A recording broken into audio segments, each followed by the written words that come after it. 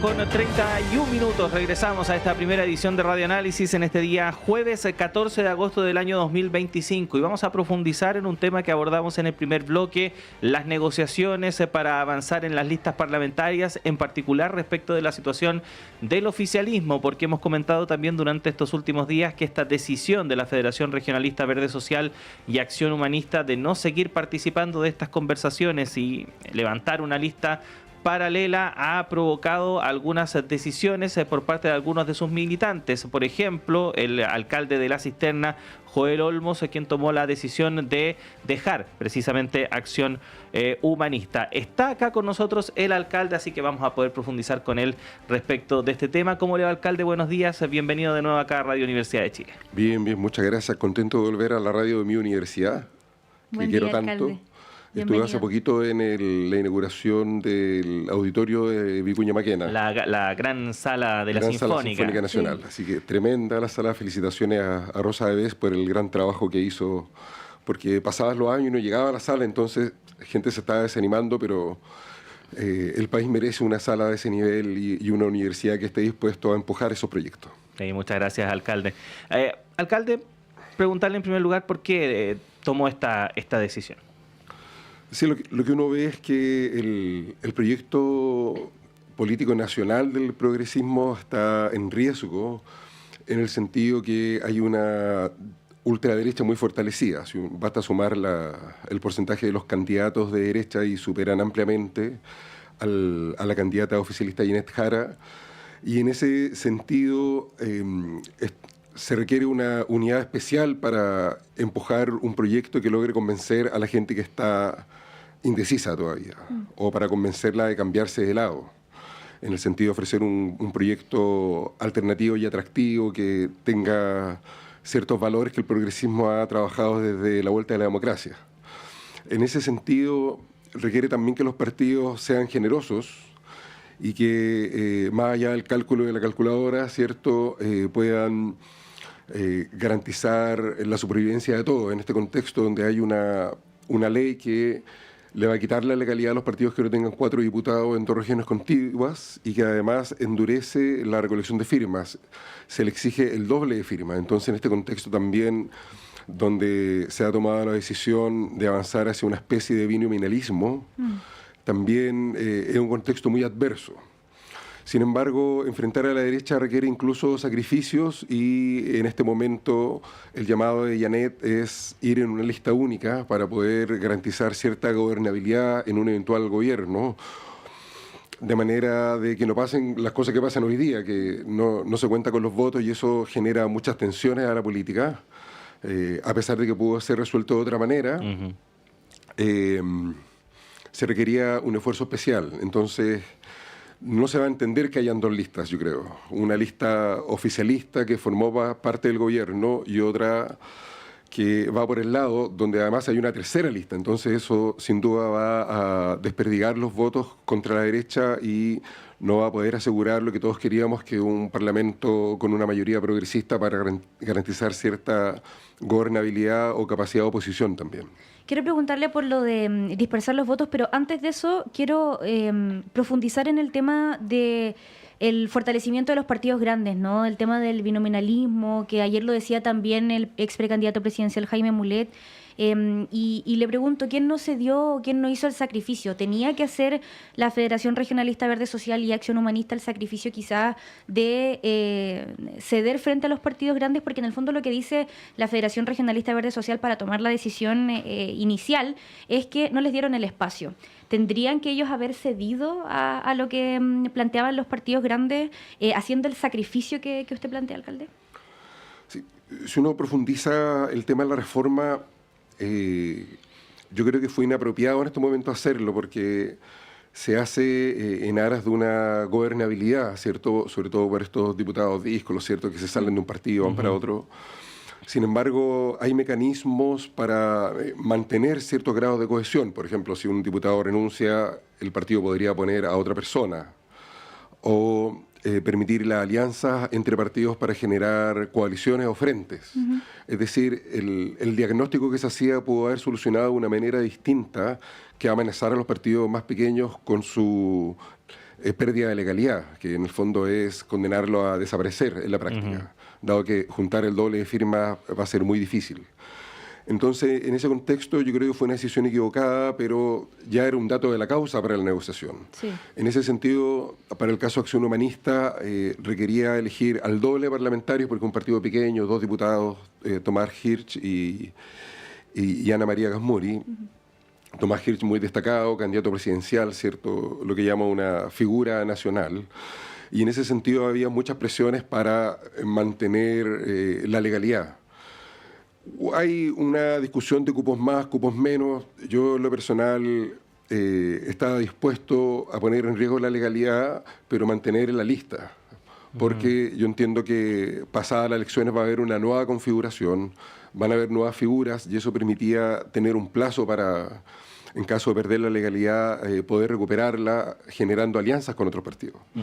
Pero a veces también pasa que los partidos tienen miedo de entrar de nuevo en el proceso de juntar firmas, porque es un proceso muy, muy adverso, muy difícil, es caro, tienes que ir a regiones, sale una millonada de plata. Entonces también ahí está el tema económico, que es una barrera de entrada al sistema. Por otra parte, hay una visión más de fondo que tiene que ver con cómo entender la política. Yo en realidad creo que ojalá hubieran muchos más partidos, pero también mucha más capacidad para generar alianzas, que la ley facilite eso. Porque en el fondo estos conceptos binominales tipo republicanos-demócratas, ¿cierto?, norteamericanos, finalmente lo que generan es la anulación de las disidencias. Entonces, no se trata de que vamos a hacer todo lo que quiere una minoría, pero las minorías tienen derecho a expresarse y a impulsar proyectos, programas para impulsar la agenda social que tienen. Entonces, yo creo que hay que avanzar a una sociedad y una representación mucho más diversa y no tan binominal. Eso le quita legitimidad a la política finalmente.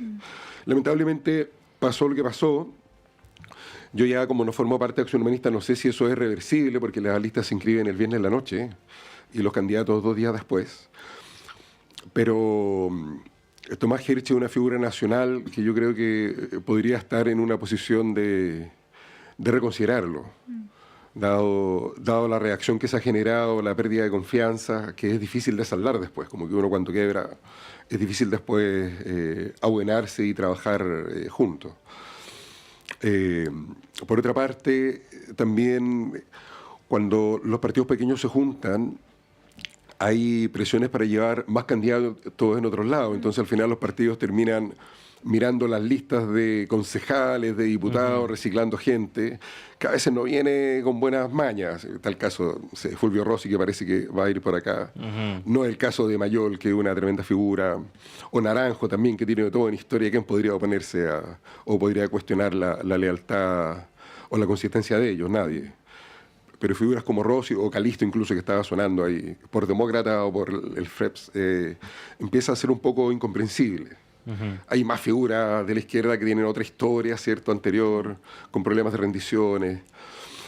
Y eso también dificulta la capacidad de generar relatos creíbles que permitan generar proyectos a largo plazo. Sí. Entonces yo prefiero quedarme un paso al lado, siendo consistente con lo que he hecho desde mi juventud, desde la universidad. Siempre fui izquierda, nueva izquierda, estudiante de izquierda, convergencia de izquierda, movimiento amplio de izquierda, izquierda ciudadana. Entonces, no puedo actuar de otra manera, finalmente. Alcalde, me quiero quedar con algo que usted mencionó, que me parece que también es relevante y a veces no se trata mucho porque son como cosas que en general, como nosotros, me refiero a quienes trabajamos en esto, ¿no? Periodistas, analistas, dirigentes políticos, estamos constantemente metidos en este tipo de situaciones. Claro, entendemos y comprendemos a lo mejor de una manera distinta la trascendencia, pero hay mucha gente que es ajena precisamente a este tipo de debate y que a lo mejor, con todo respeto a los partidos, pero se enteraron ahora que existe Acción Humanista o la Federación Regionalista Verde Social y se dieron cuenta ahora de que a lo mejor había una suerte de división al interior de la lista oficialista. Y me quería agarrar del tema del relato porque efectivamente cuando se conoció la noticia de que la derecha fue incapaz de avanzar hacia una lista parlamentaria, hubo muchos pronunciamientos por parte de dirigentes oficialistas respecto de que ven, ahí está la incapacidad de la oposición de ponerse de acuerdo, eso demuestra que hay falta de gobernabilidad, que no hay control interno, etcétera, etcétera. pero ahora resulta que en el oficialismo pasó lo mismo, finalmente. Quizás se demoraron un poco más, pero tampoco hubo esa capacidad de avanzar en la unidad completa, que era como la aspiración incluso del propio presidente Gabriel Boric. Y a lo mejor mucha gente se va a quedar con eso, se va a quedar con esa idea.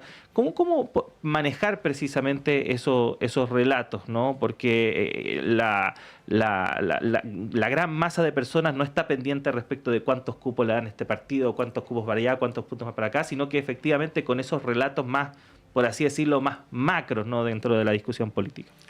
Sí hay, yo creo que si uno mira en profundidad el proceso pasado de la primaria, se evidenciaban ciertas grietas, ¿cierto? Por una parte, la candidata Toá, en un discurso muy del estilo, la concertación es lo máximo, ¿cierto? Aquí estuvo todo bien, el mejor periodo del país. Y digo, sí, estoy de acuerdo que hubieron cosas buenas, pero uno también tiene que ser autocrítico. Y en la concertación recuerdo que estaban los autoflagelantes y los autocomplacientes. Uh-huh. Entonces, uno tiene que mirar con perspectiva crítica el desarrollo político del sector. Y en ese sentido, estos discursos maximalistas son inapropiados. Y yo creo que ese sector, con el triunfo de Janet, sufre una derrota en el relato, que evidencia cosas bien de fondo. Por otra parte, por el tema de China también surgieron otras discusiones, ¿cierto? Los chinos comunistas, ¿cierto? Janet comunista. Y un relato muy del estilo Lagos Lavín, cuando decían que si ganaba Lagos íbamos a terminar con fila en los supermercados, ¿cierto? Iba a hacer volver al UP. Y finalmente terminan los empresarios de pie aplaudiéndolo en Icares, ¿cierto? Entonces, eso es otra contradicción que se sufre y que tiene que ver con el desarrollo político de la izquierda, que también tensiona al propio sector de manera innecesaria, ¿cierto?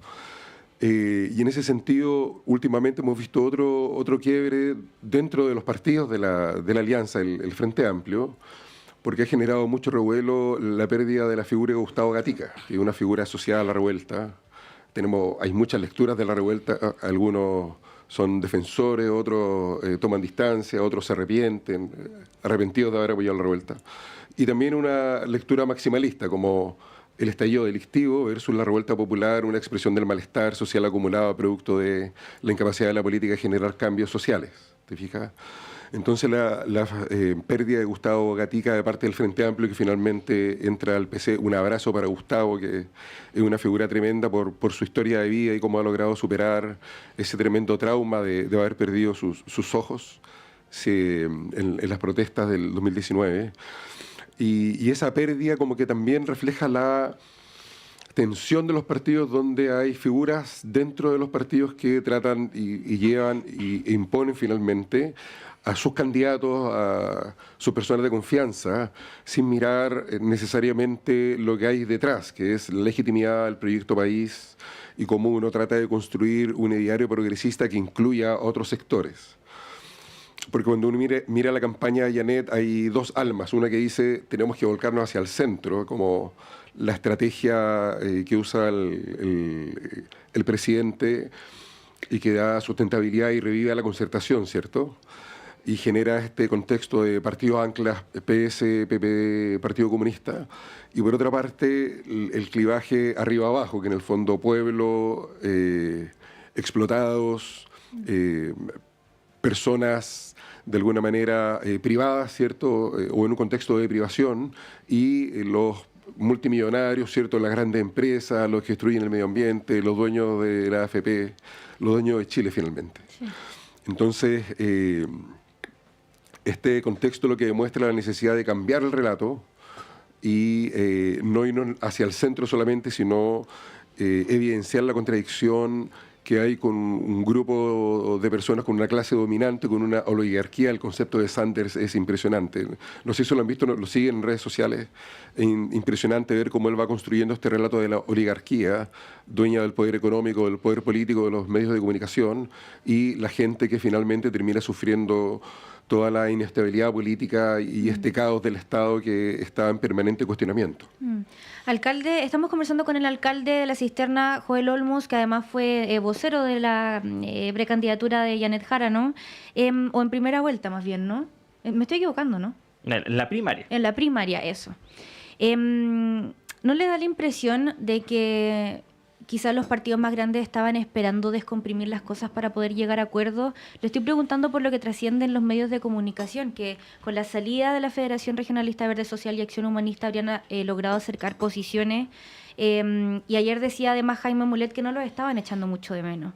¿No le da la impresión de que quizás se subestima la importancia de los partidos más chicos? Yo creo que tiene que ver harto con eso. Por una parte, los llamados partidos ancla que buscan acuerdos entre ellos para, de alguna manera, cerrar el espacio y ser lo que hoy día podríamos llamar el progresismo o la izquierda. Uh-huh. Y los partidos más pequeños que están en vías de extinción o que son pequeños. En realidad, no sé, yo soy evangélico y sé que soy una minoría y sé que nunca voy a ser una mayoría. Por lo que he visto en la historia de la humanidad, ¿te fijas? Entonces no puedo aspirar a que todos sean evangélicos. Entonces, en ese sentido, si yo soy minoría, me comporto como minoría. Soy consistente, trato de construir una identidad, genero alianzas con otros para que mi opinión vaya en una dirección y logre romper la inercia de los grandes bloques. Y eso no está mal. No está mal ser un partido chico. El tema es cuando los partidos chicos quieren más cupos de los que tienen la capacidad de llevar. Los partidos grandes quieren más cupos para poder crecer y así tener más poder de influencia. Entonces, en ese sentido, Acción Humanista estaba en un dilema muy, muy difícil, pero que en este contexto requería más generosidad. Lo que no quita que los partidos grandes también han sido muy imponentes en sus términos. Así como, bueno, sí, siempre está que si no le gusta, ahí está la puerta. Uh-huh. Entonces, eso también no ayuda mucho. Yo creo que es muy parecido a lo que le pasó a Gustavo, que no tiene partidos detrás, ¿cierto? A pesar de que el aporte de él a la política va a ser muy, muy importante, una persona preparada, profesional, ¿cierto? Psicólogo, muy resiliente y que tiene una concepción muy social, y lo mismo, el mismo proyecto de Acción Humanista que también le hace bien al bloque progresista, porque es más diversidad en vez de menos diversidad. Y eso enriquece el debate político y este clivaje arriba-abajo que debemos desarrollar para ganar las elecciones. ¿Alcalde, hay más gente en su situación, más gente que esté molesta en Acción Humanista, que se quiera ir o que no le haya gustado la decisión? Sí, mira, como es un partido más ideológico, siempre hay un grupo, un núcleo duro que está muy de acuerdo y otro un poquito más amplio que está menos, y he recibido algunos mensajes de ese sector que lamentan porque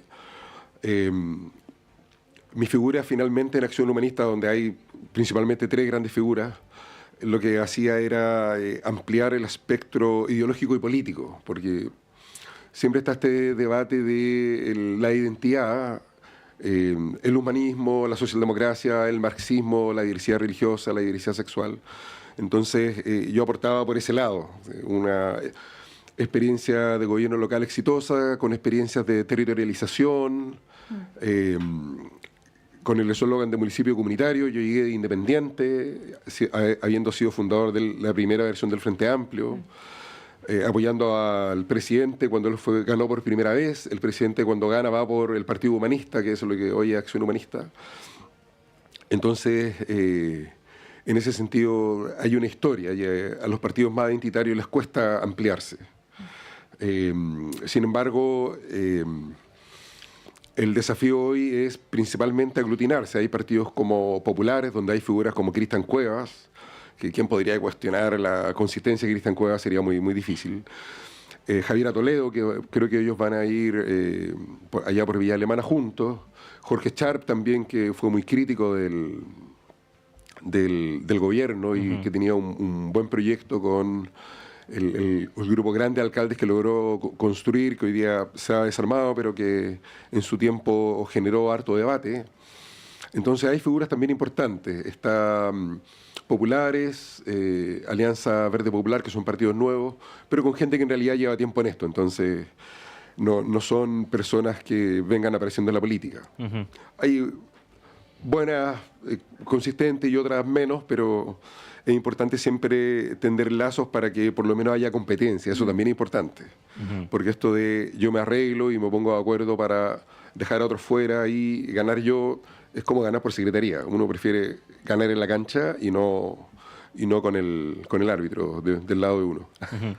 Bueno, alcalde Joel Olmos, queremos agradecerle el tiempo que ha tenido para conversar con nosotros y por supuesto lo esperamos pronto para seguir hablando de este y también otros temas porque que tienen que ver ya, por ejemplo, directamente con los territorios, en este caso la comuna de La Cisterna. Así que muchas gracias por estar con nosotros. Sí, muchas gracias. Solo contar de que debemos ser el municipio que ha desarrollado más el diálogo interreligioso en Chile y estuvimos el martes y el miércoles en un congreso, en un encuentro internacional en Temuco, organizado por la Agencia de Diálogo Interreligioso, por la Oficina Nacional de Asuntos Religiosos, con dirigentes de comunidades de fe y académicos de muchas espiritualidades.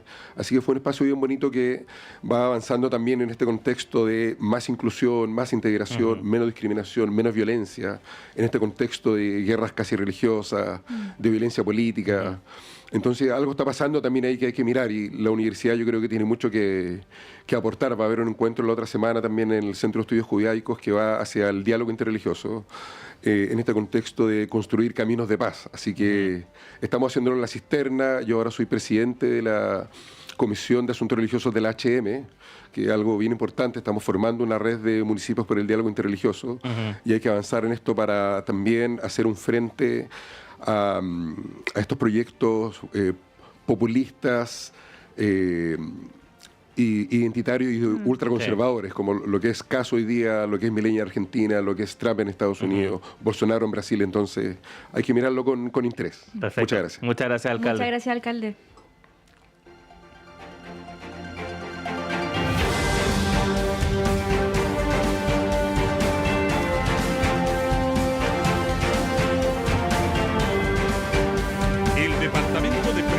Radio Universidad de Chile trabaja para mantenerlo informado. Radio